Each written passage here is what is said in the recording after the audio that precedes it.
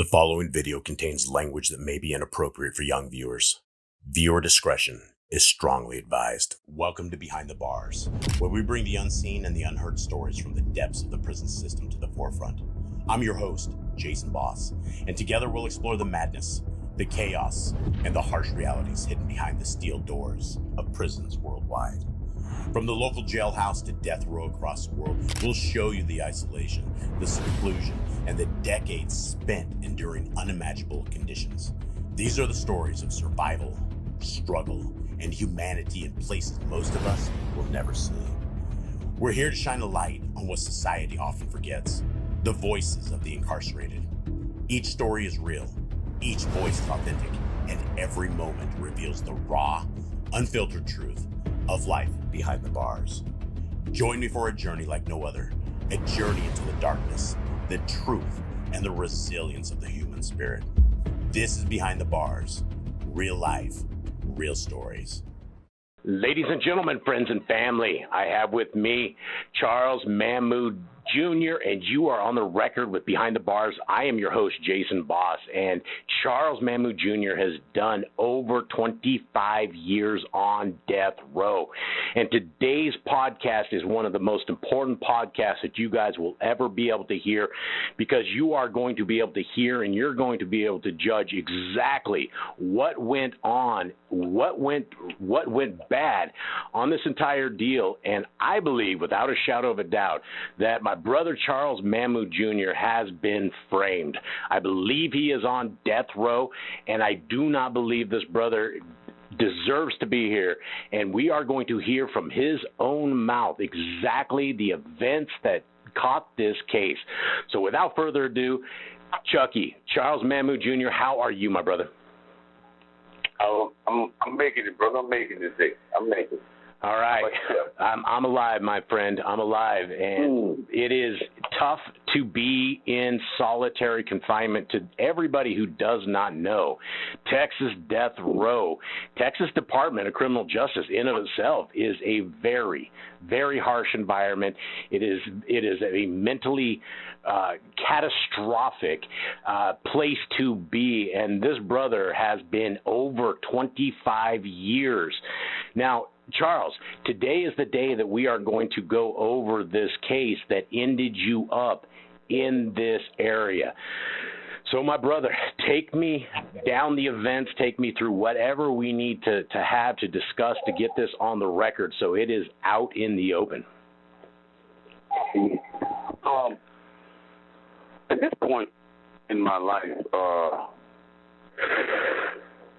everything is crumbling before me, right?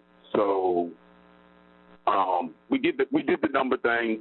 We showed how I really just only had 4 good years of street fame or whatever. And in 1998, December, I had not been selling drugs for the last few months. So let's say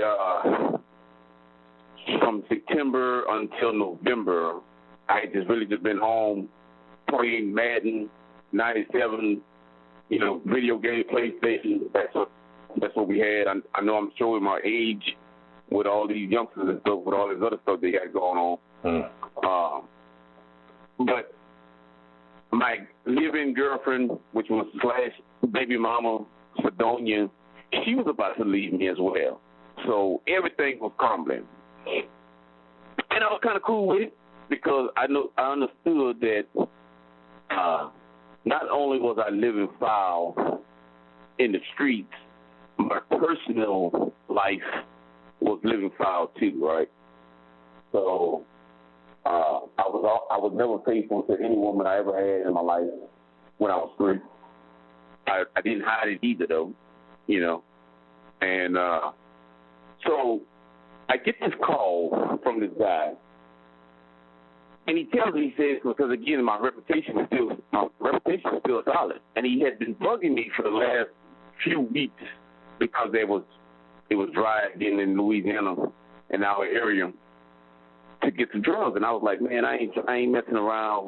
But I tell him. So after I don't know. Let's just say after the third phone call, after a 2-week span, I gave in. He came to my house. He gave me $20,000, and the way that used to work back then, nobody rushed me to get anything. So you would give me your money because you trusted me, and you would just wait till I came through for you. And a lot of times when people gave me their money, I would flip their money 2-3 times before I actually paid them what they had actually originally paid for. And this is what pretty much happened on this occasion. So he needs money. He needs $20,000 with me. And I called a friend from Sunset, Timothy Thomas, who knew that his cousin in Houston, a guy named Kevin Walter, which he wasn't a drug dealer either, but he was a middleman. And because the guys that I knew, I either burned those bridges or they didn't have none either. So he tells me about this guy, told me to come to Houston, and they could give me a kilo of cocaine for $20,000. For how much? $20,000. Okay, 20. Yeah, because it was high. I mean, it was dry at the time, so everything was up.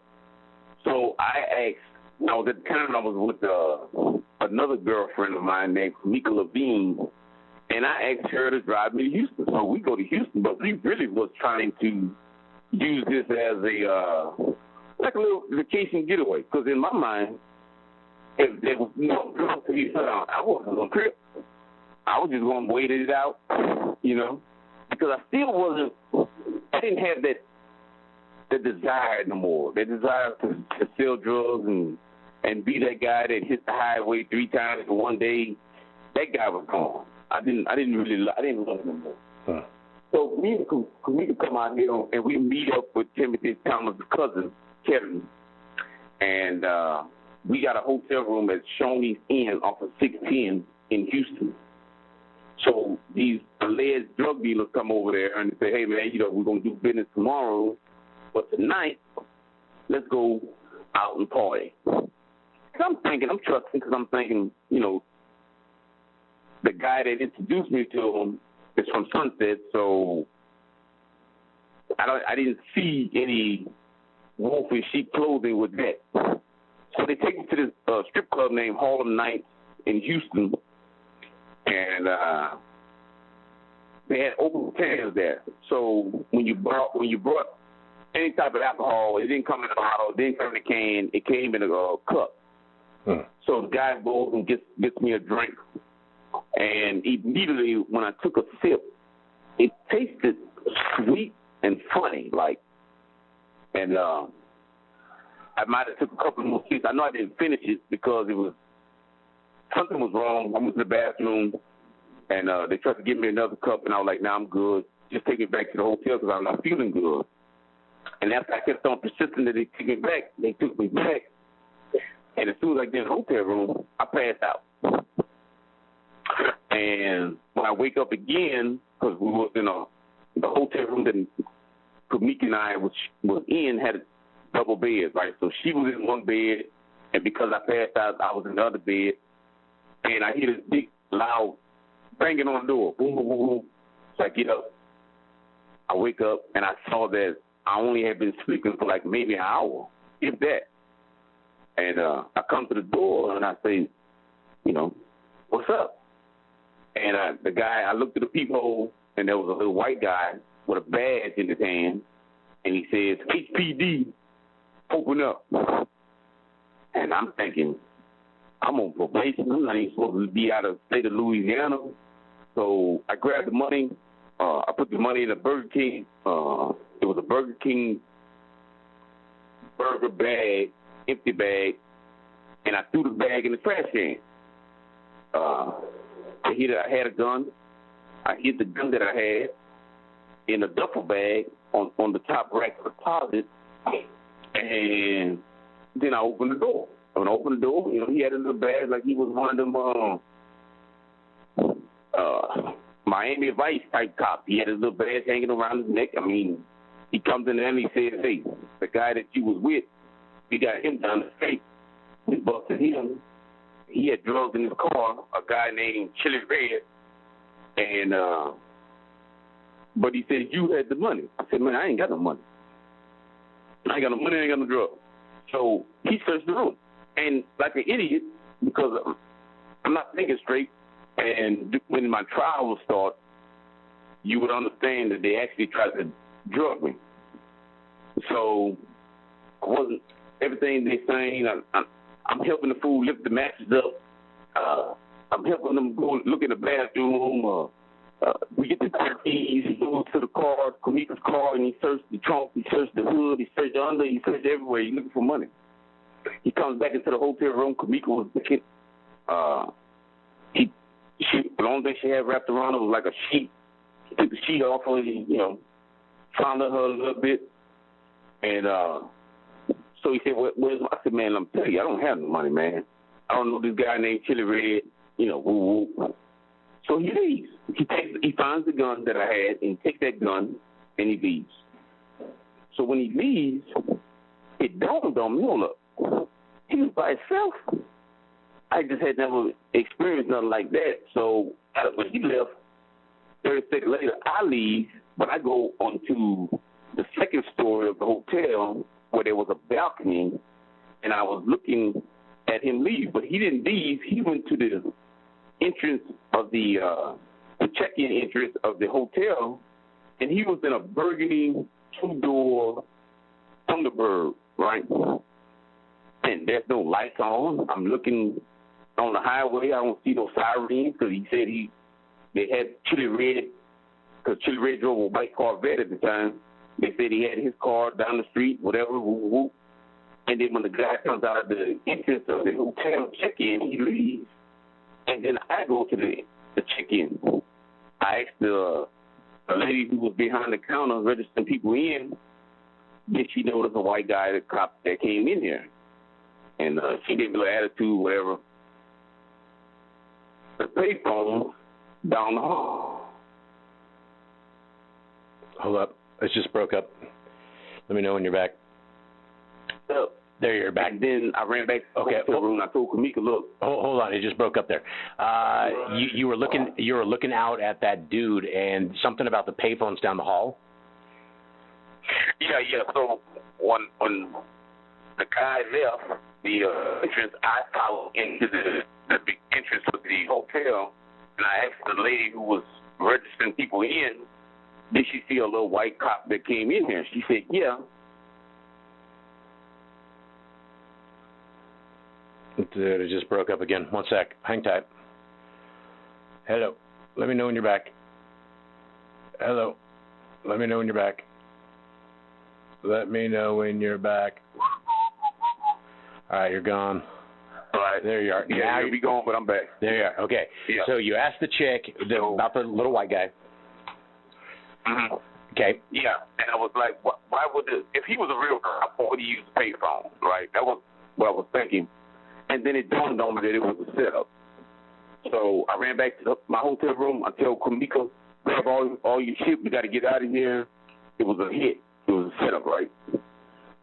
We grabbed the money out the trash can.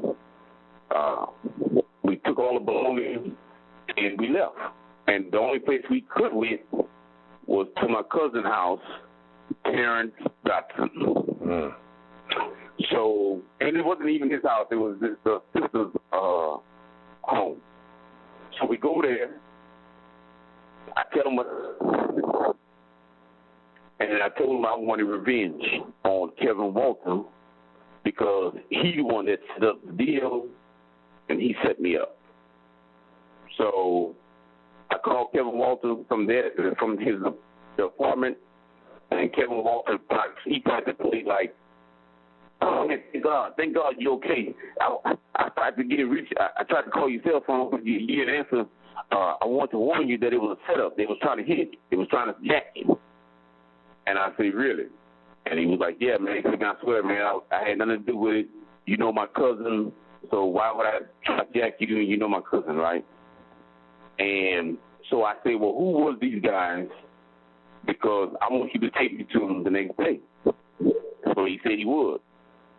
But I told Kamika, and she put up a protest because she didn't want to leave me in Houston, but she had to go back to work. So I told her, gave her some money, for her to go back home to Louisiana, and I stayed. But during this period, I needed some weapons. I needed some guns, and the only people that I knew was Sean England, a friend. Sean England was a cousin of a friend of mine from Sunset. So I called the friend from Sunset. I got his cousin number, and me and Sean knew each other, but we really wasn't cool at all. You know what I mean? We actually hated each other a couple of years ago, but we made a peace.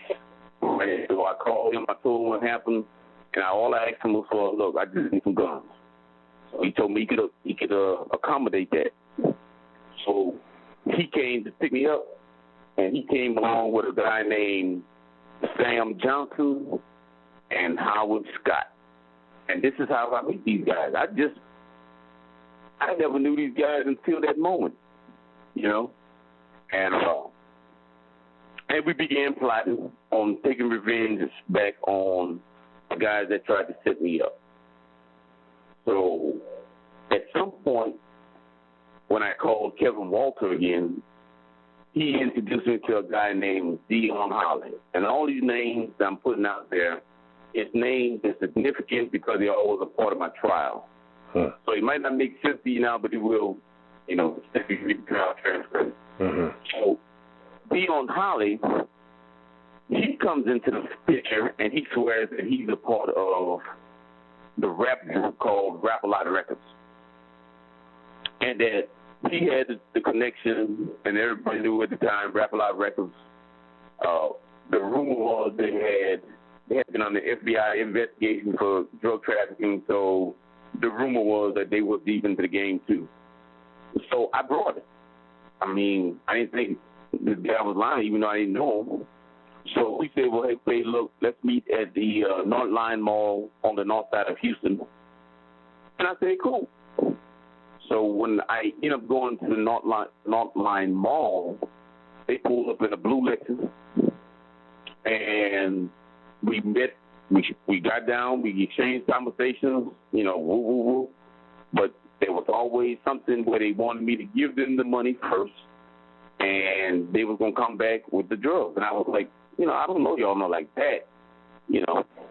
So nothing transpired at the Northline Mall. I had Samuel Bug Johnson drive me there. I didn't have a car. And he started getting paranoid. So after we went back and forth for a little while, he was like, hey, man, look, check it, I'm gone. So we left. We go back to the south side of Houston. And when we got there, Dion Holly called us at Howard Scott's apartment and said that he had the drugs and he would meet us at Billigan's, which was off of 60 in Houston. So I told that day was actually my birthday. It was December 6th, 1998. Mm-hmm. And I was supposed to take the last flight out from Bush Intercontinental Airport, which left that day, I remember, at 12:30 p.m. My baby mama at the time, Sidonia, called me, and she wanted to know if I was coming home, because I had been gone for like a week, because if I wasn't, she was going to cancel the surprise birthday party she was throwing from me. So I tell her I was coming. And I was packing my stuff up, getting ready to leave, and that's when I get the phone call from Kevin Walter to meet him at the Northline Mall. So at this point, after the debacle at the Northline Mall, I needed a ride home to Louisiana, so I told Samuel Bug Johnson, hey, man, look, I'll give you $500 if you can bring me home tonight. It has to be tonight. So, and he agreed. He agreed to take me home. And after we got the purchase for the drugs at Bennigan's restaurant. So he bring me to Bennigan's restaurant. We all sit inside the hotel in the restaurant. And it was nothing for us to do business in public like that. I've done business walking in the mall, at Foot Locker. You give me a bag with the drugs, I give you a bag with the money. It was a trust thing. And that's what I thought initially what was going to happen there. But then Dion Holly orders a lot of food, beer. It was three of them. It was Dion Holly, Kevin Walter, Terrence Gibson, and they brought a female, Mary Carmouche. And in my mind, ain't nobody about to do no robbery with a female, because it was so far out of my league. It was clever, but it was so far out of my league that I didn't see it coming, right? And so I had the money. I was ready to do it. But he said, hey, now, he said, man, do you see that guy with the red shirt? And I said, yeah. The restaurant was really empty. It was just us and maybe 3 other groups of people, but it wasn't that many people. But he said that the guy with the red shirt on was an undercover cop. So we eat, we drank. They paid for everything. And Dion and Sam Johnson tells me, hey, man, they're going to rob you. Just like that. And I don't want no part of it. So you can stay if you want to, but I'm leaving. Not like, man, this dude tripping. And, but initially, Sam leaves, and I follow because he was my ride. We get back in his car, and we take off. But these guys, they follow us. You know, I tell them Sam Johnson was actually trying to lose them, but they followed us with their headlights, high beams on, trying to stop us and get our attention. And I told Sam Johnson, I said, look, turn around here, let me see what the hell they want. And me and him get into an argument because he was like, I'm telling you, it's a jack move. They're trying to jack it. I'm like, hey, you stupid, man. The fool ain't trying to jack nobody. But when he stopped, he had Sean Eagles' gun, which was a 9mm, and he had like a revolver, 45, something. It was chrome. It was a chrome gun. I remember that. And he says, man, look, I'm about to get down. Dion Holly jumps out and say, hey, we can do business right here. He tells me they're on the window. I say, okay, cool. He said the drugs are in the back of the trunk. Check it out. If you want it, buy it. If not, we're going home. I said, all right, cool. And before I get out the car, Samuel Johnson hands me the 9mm. He says, man, I'm telling you, this is a jack move. Take this gun with you. I take the gun. I didn't check it. I didn't cock it. I just put it on my hip because I'm taking the food just paranoid. I get to the back of the car where Terrence Gibson was waiting on me. The trunk was up. And as soon as I get back there, because both cars are facing each other, right? So the lights, the headlights on both cars are facing each other, and it's making it a real dim light because we're on a dark road. So the visibility of seeing is difficult. But when I get to the back of the car, Terrence Gibson already had his gun out. And he's pointing at me and he says, you want to see the motherfucking drugs? Where the money? Like, you know what I mean? And I had a bag in my hand.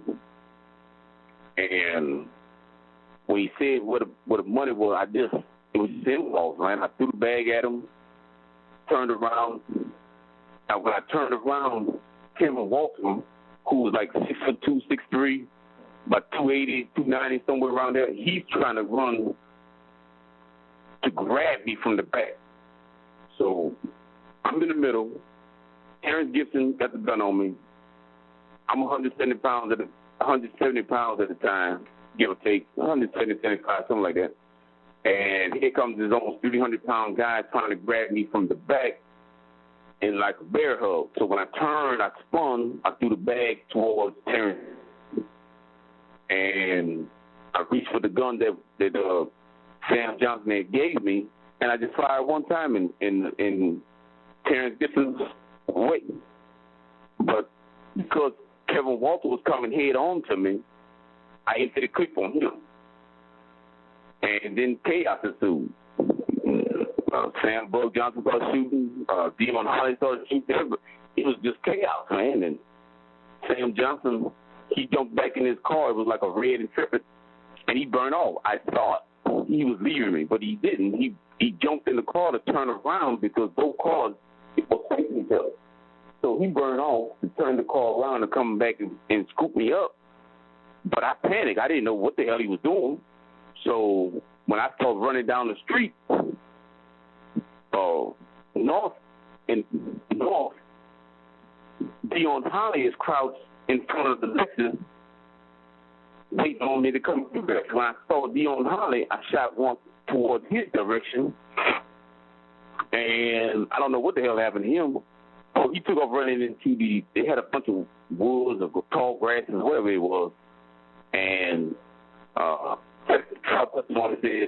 he testified that that's what I didn't see him running there, but he testified that he ran to those tall grasses or whatever. And the Lexus car door was still open, so I ran, jumped into that car, burned off, right? There's a stop sign about a block away, and when I came to the stop sign, that's when Mary Carmouche raised her head up. At this point, she was not even an idea of a concern. Nobody, when the shooting started, the last thing, this ain't no movie, man. You know, everybody just trying to live and get up out of there. So when she raised her head, first thing she said was, "Did you kill Dion Holly?" Because I didn't know at the time, but find out that was allegedly her boyfriend or whatever. And I said, "I didn't kill nobody." But she had cuts on her arm from the glass, because what she did was, when the shooting started, she jumped down to the floor. You know, the windows to the Lexus was shot out. The front wheel tire of the car was shot. The radiator was shot. I mean, the car was shot up. And so I told her to get in the front. At this point, I don't know if she's armed or not. I don't know what her role was in this whole debacle. And I patted her down. I know she ain't had no weapon on her, but her arm was bleeding. I took some napkins that was on the console, wrapped her arm up for her. I was bleeding from the glass, because the glass that shattered had cut her arm. It wasn't major. It was just, you know, she had blood on her arm. And I took a left at that stop sign. And when I did that, I came up to Main Street. And I didn't know Houston like that, but I knew Main Street could lead me to my girlfriend that I had in Houston house, Shannon Johnson, and that's where I was going to go.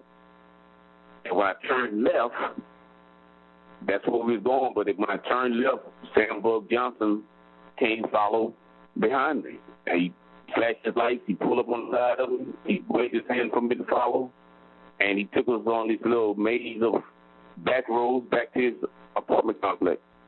We followed Sam Bug Johnson to his apartment complex off of Foundry Street. Off of what street? Hold on, real quick. Foundry, Fouden, something like that. Okay. In Houston. And what they call the southwest side of, I guess, of Houston. But so we followed. The unique part of that was there's two major apartment complexes that divide the middle of the street. So there's one on one side on the left and one on the right side. And he lives on the one on the right. Howard Scott lives on the one on the left. I didn't know at the time until we pulled up at Howard Scott's apartment that Sam Johnson had called ahead on his prime code phone, which you will learn that the police already knew, and told them what had happened. So when I drove the Lexus to the parking lot, on his last leg, we pulled up by this big dumpster, and Howard Scott and Sean Eagle came outside with windows, glass cleaner, and socks on their hands. So they used the socks like for gloves or whatever, and it was wiping down the car, down for prints. There was a Bible, a big black Bible, duct tape, which was made to look like a kilo of cocaine, but it was just a big old Bible. And Mary gets down. Now, you have to understand something. We're outside. Nobody, she's not restrained. She's not nothing. We're just hanging out. And I don't want to say hanging out like some friends, but I'm saying She could have screamed, she could have ran, and she felt her life was in danger. She could have done all this, because testimony will show you that we were just all outside for maybe 20, 30 minutes. And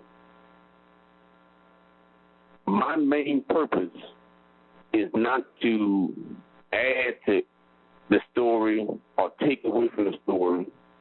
But when I say what happened, it's only because these things happen. And what I'm saying is this: Sam Buck Johnson and Mary Carmouche was laughing.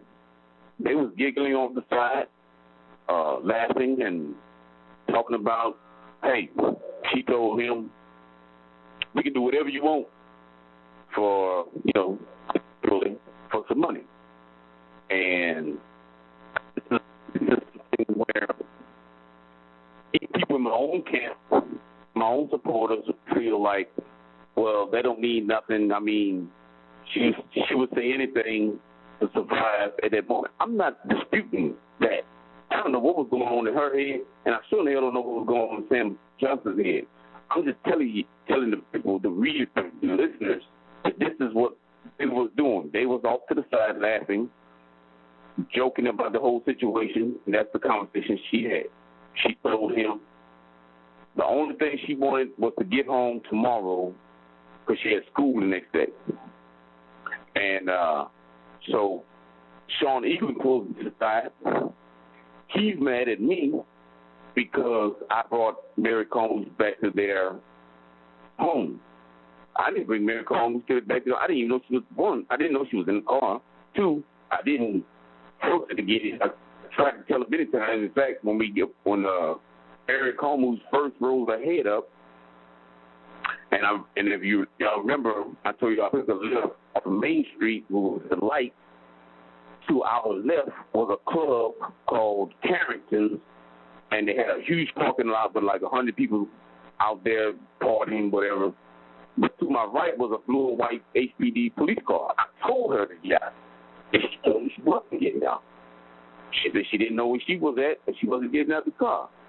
There was a comment that DA will make when you read the testimony where he suggested that I should have forced her out of the car. Now, I won't tell you how asinine that is. He wants me to beat the woman up. He wants me to beat the girl up to get her out of the car. I mean, that wasn't even my thought.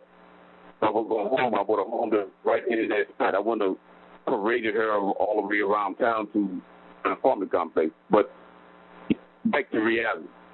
So Sean Eagle says, where the gun at? Where the gun had no more bullets. I gave him his gun back, and I'll never forget his words. He said, you can go back to Louisiana and nobody knows you, but you brought her here so she knows where we live. And the reason why I'm telling y'all that it wasn't because they were scared of the police. They brought into the idea that Dion Holly was saying that they was affiliated with Rap A Lot of Records, so they felt like Mary Carmouche lives. She would tell the guy where they live, and retribution would be had. Yeah. Whereas I go back to Louisiana, and nothing else would happen to me. So he told me to go back inside the apartment complex, shower up, change clothes, whatever, and I did that. But I didn't take a shower. I stayed in the bathroom because I don't know. Again, because me and Sean, we're not friends, so I don't know what the hell's going to happen next, you know? And, but when I did come out of the bathroom about 30 minutes, whatever it was, later, testimony, even Howard Scott's testimony showed that everything I'm telling you happened. I went to the bathroom, came out, and when I came out, he and Sean Eaglin were sitting in the living room, spooked, big-eyed, you know. They wasn't having much conversation, lost in thought type of demeanor. And I asked where Sam Buck Johnson was. Again, he was supposed to bring me home. And they said they brought Mary home.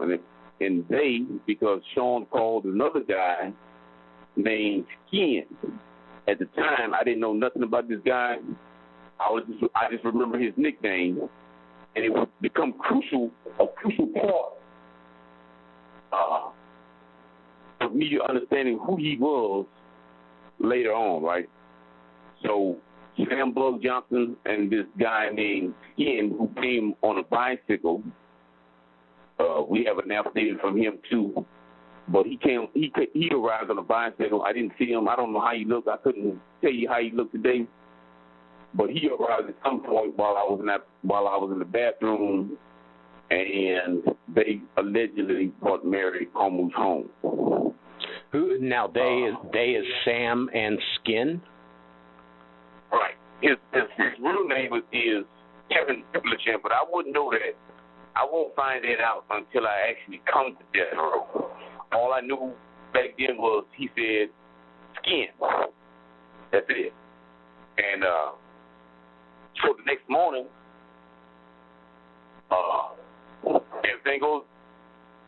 everything seemed like normal. I mean, no matter how crazy this shit was, I could have lost my life. Me and Howard got up. We walked down the street to this auto parts store or whatever.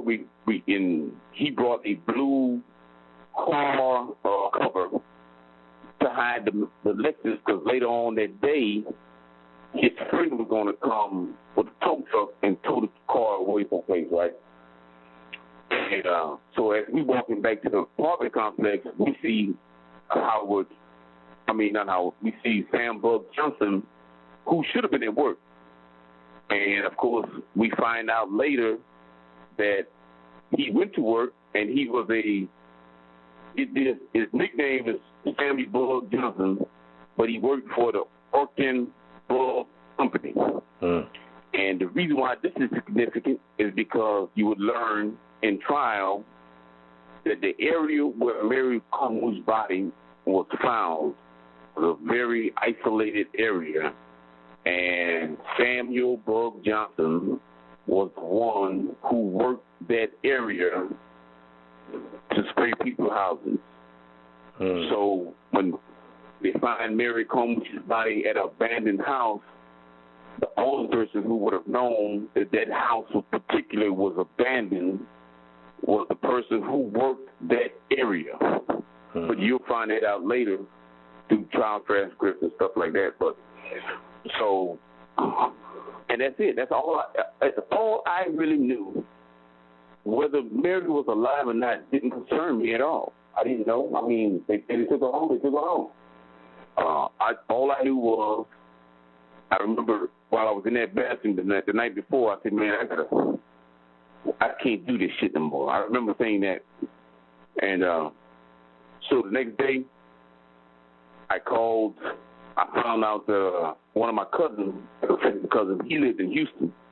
So I called him. I told him, hey, man, come pick me up, play some basketball, whatever. Woo, woo. He takes me to his apartment. And when I get to his apartment, that's when I see on the news that they was looking for a blue Lexus. They said it was a kidnapping of Mary Carmouche, who did not return home, and that two guys survived a shooting, a carjacking. Two guys survived the shooting, and they said they were good Samaritans who stopped on the side of the road to help another car who seemed to have car troubles. When they stopped, those guys in those cars, in that car, opened fire on them, steal their Lexus. So initially, the outrage of this case was based on a carjacking that never existed, right? And a girl that was missing. So I realized then, I was like, damn, what the fuck? I knew then Mary didn't go home, Mary was killed. So I tell my cousin, I say, hey, man, he and I didn't talk about the case, and he testified that we didn't. He didn't know. My demeanor didn't change. He said he didn't even know nothing about it until I got arrested, right? So I asked him to bring me to the Greyhound bus station. He bring me to the Greyhound bus station, and I go back to Louisiana. 2 days later, the next day, I want to say, yeah, so it was December 10th, I get arrested in Louisiana for an alleged child support warrant. I was brought immediately from St. Landry Parish, which, since I was arrested and apprehended in St. Landry Parish, I should have went to the Opelousas Parish Jail, but I didn't. They took me to the Lafayette Parish Jail, LPCC, and when I got there, a detective named Thad Babineau told me that I was being held for questioning for the murder of Mary Carmouche. He asked me if I wanted to talk to the Houston detectives, and I said, yeah. I mean, I have nothing to hide. So he said he'll tell them. And the next day they came. It was Detective King and a guy named Detective Boyd, the good cop, bad cop. Detective King was a good cop, allegedly. So when they come interview me, they got the laptop, they got the little fax machines and shit, and they had a statement that was already written. In the statement, it was saying that I saw Mary Carmouche leave with Sam Johnson. And I'm listening. All I'm doing is listening to him. He's laying me out. He's laying out the facts. They understood that it wasn't a carjacking. It was the Good Samaritan story was bullshit. They said they knew it was a drug deal going bad, but all they needed me to do was put Mary Carmouche inside of Samuel Bug Johnson's car, because here's a caveat for everybody.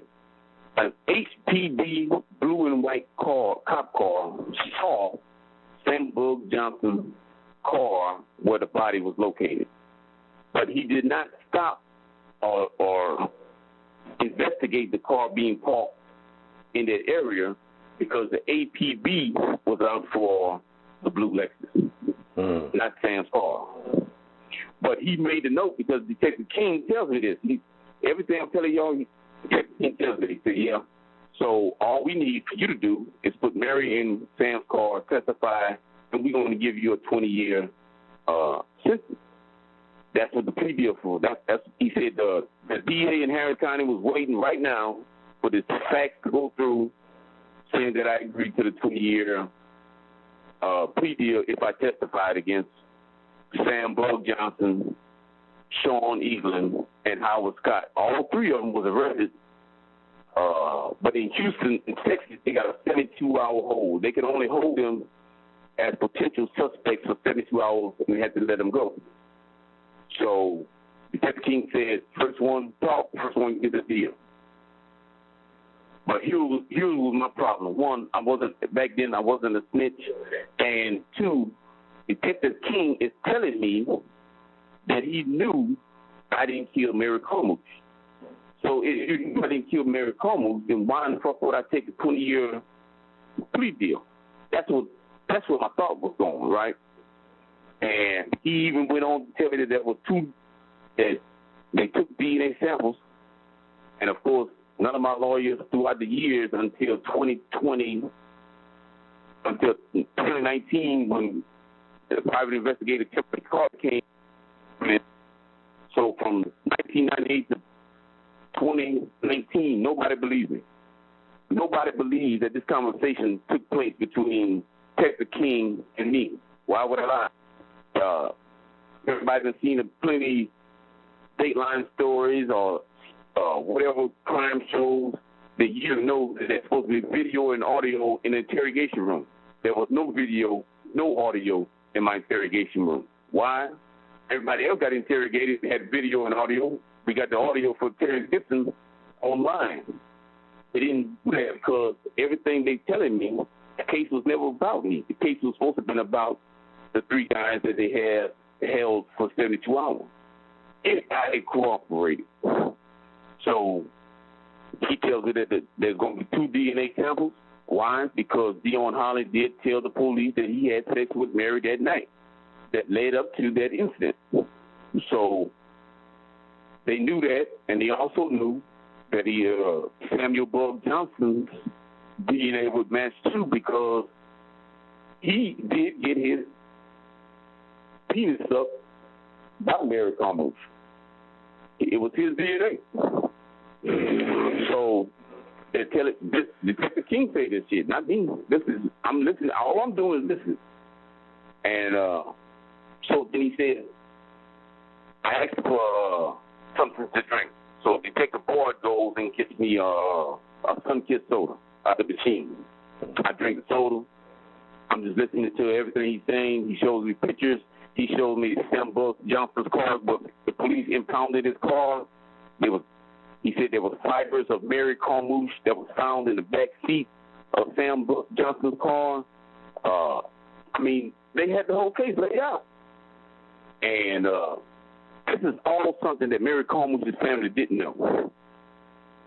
So they could, rightfully so, they have every right to be pissed off at me because they didn't know all the facts. All they knew was everybody, including the media, was pointing the finger at me. But we can show you now, we can show you documentation where fibers was found in Sam Johnson's car from Mary's clothing. Everything that fool said, told me Detective King in 1998 was true. So he's telling me all this here, and I'm like, man, I'm still carnal. I'm very worldly. So I'm thinking, I can't do 20 years. So when he asked me again if I was going to help, I said, suck my dick. And this is where shit went crazy. Because when I said that, they picked the boy back up, pretended like he was going to punch me.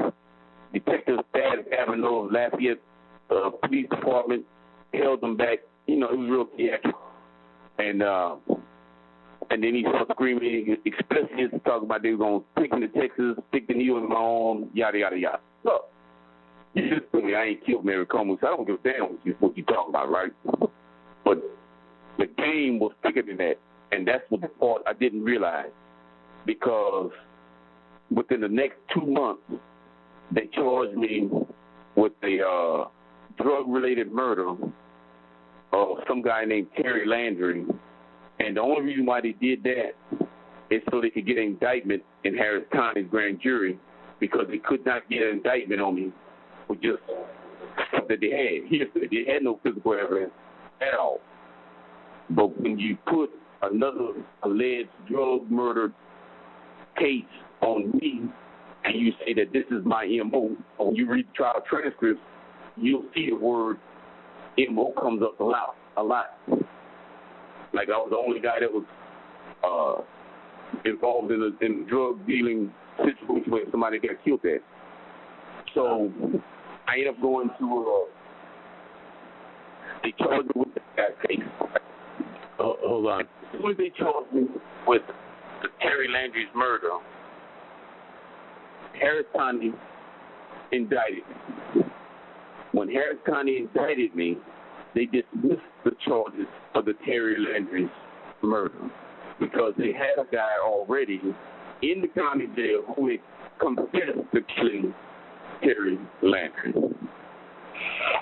So while I was in the county jail in LPTC, they sent a guy with a wire, in my cell, and he tried to get me to confess to killing Terry Landry and killing the people in Houston. And when that didn't happen, the guy ran up out my cell screaming for help and all this old crazy stuff. And I get shipped to Angola. I had never been convicted of anything. I had never even went to trial. But they shipped me to Angola, where I stayed for a month on the ALD administrative lockdown. I was on raise the P camp, cell 13. And the whole purpose was they were trying to build a case now, because now the focus was on me, not nobody else. They let Sam Johnson, Howard Scott, and Sean Evelyn go, and they were trying to build a case against me. During this time, they had picked up many people who knew me and was trying to get them to admit that I had confessed to them that I committed this crime and that I had committed other crimes when people died. They picked up several people in Louisiana, and they picked up one guy they picked up in Houston who was doing time in TDCJ.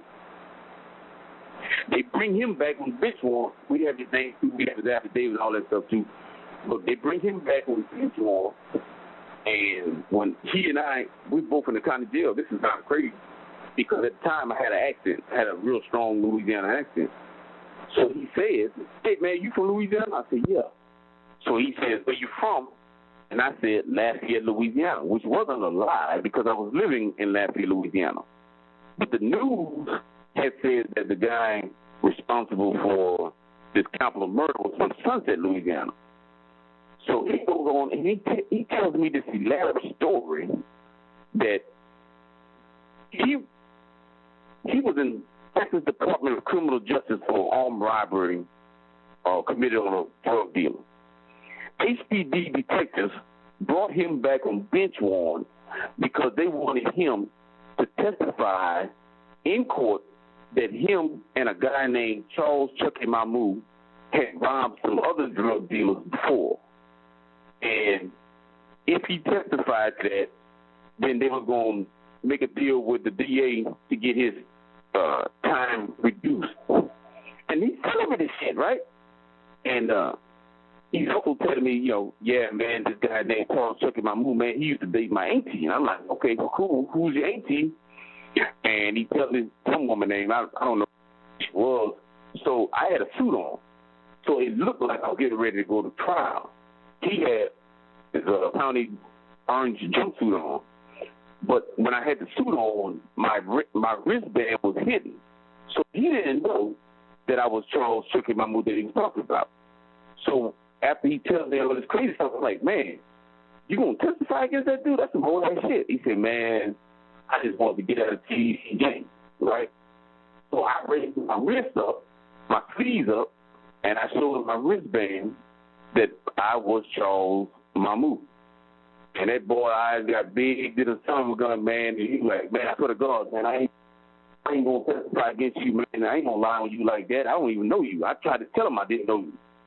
And the reason I bring this up is because this is the extent of the corruption that Harris County went to the conviction. They didn't give a damn about Mary Carmouche. They didn't give a damn what happened. All they cared about is me cussing the detective out. And I did write a letter to the DA when I first got arrested, right? I have a copy of that letter. In my mind, I thought that I wrote the guy and said, look, man, I didn't do this. I'm waiting for y'all to come get me, come extradite me back to Harris County to the stand trial or whatever so I can bond out. Well, that's not what I wrote. And my friend Kim Carter had a copy of it, and she sent me a copy of what I actually wrote. And it was very arrogant, and it was very disrespectful. So when people say, well, why the fuck would they go to that length? Well, I pissed them off. I pissed Johnny Holmes off. All right. Well, this is it's starting to pound down here, my brother. This is a good spot right here. I think we need to end this podcast right here. Guys, the description for Charles Mamou Jr. is in below. You guys can write him, reach out to him. This was an incredible story. My brother and my friend, I'm going to end this podcast right here because it's about to get real loud at my place here. Thank you very much for joining us, and thank you for being on this podcast. Thank you, brother, and happy anniversary. Thank you, brother.